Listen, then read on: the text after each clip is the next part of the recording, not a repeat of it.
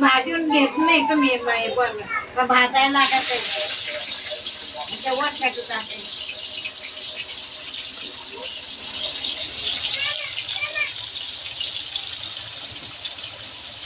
मी बनवणार आहे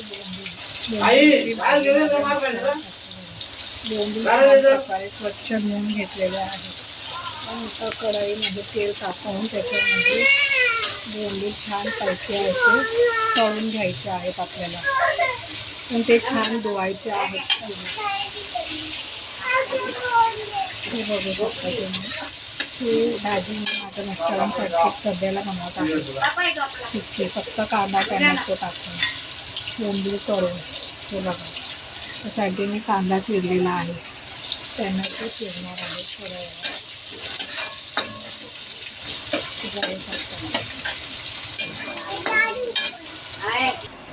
हे बघा बोंबील छान पैकी मी फ्राय केलेलं आहे मस्त क्रंची म्हणून. त्यानंतर आपण त्याच्यामध्ये कांदा घालणार आहे. हे बघा कांदे मी 4 ते 5 घेतलेला आहे.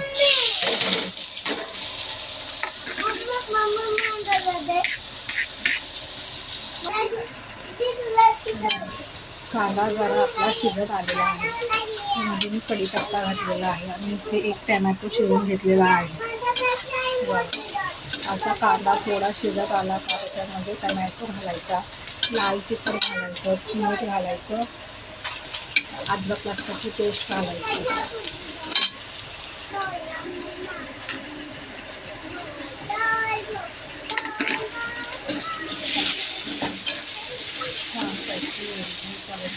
टमॅटो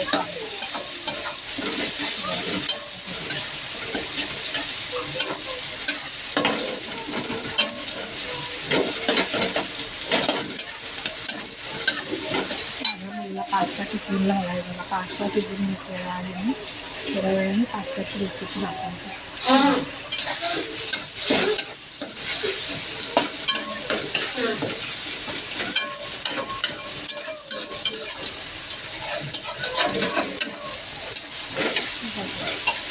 छान झालेला टमॅटो कांदा येते. आता मी याच्यामध्ये अद्रक लसणाची पेस्ट हे बघू शकता तुम्ही. अद्रक लसणाची पेस्ट, लाल तिखट, थोडा चिकन मसाला, हळदीचा मसाला, हे सगळे मसाले मी घातलेले आहे.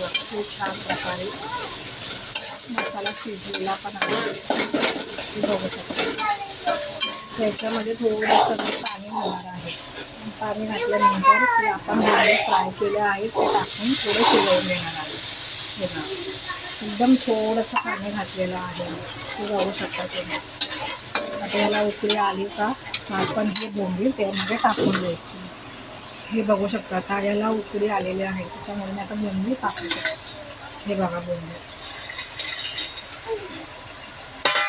ही भाजी तुम्ही सुकी करून बघा. खूप छान आणि गरम गरम भाकरी किंवा चपातीसोबत किंवा भातासोबतही खाऊ शकता तुम्ही. हे बघा थोडंसं 5 मिनिटं हे तुम्हाला झाकण ठेवून ठेवायचं आहे. नंतर गॅस बंद करायचा आहे. हे बघू शकता तुम्ही. खूप छान वाटते. हे बघू शकता तुम्ही. भाजी आपली छान प्रकारे आता झालेली आहे. आता गॅस बंद करायचा 5 मिनिटानंतर. आणि गरमागरम तुम्ही चपाती भाकरी या भातासोबतही खाऊ शकता. आणि टिफिनला पण देऊ शकते आपल्या मोठ्या माणसांना. मुलं तर नाही खाऊ शकत असं जेवण. त्याच्यामुळे आपण घरामध्ये कुणालाही टिफिनलाही देऊ शकतो. खूप छान आणि टेस्टी लागते. बघा याला म्हणतात सुक्या बोंबलाची भाजी. बोंबील कांदा असं त्याला नाव आहे.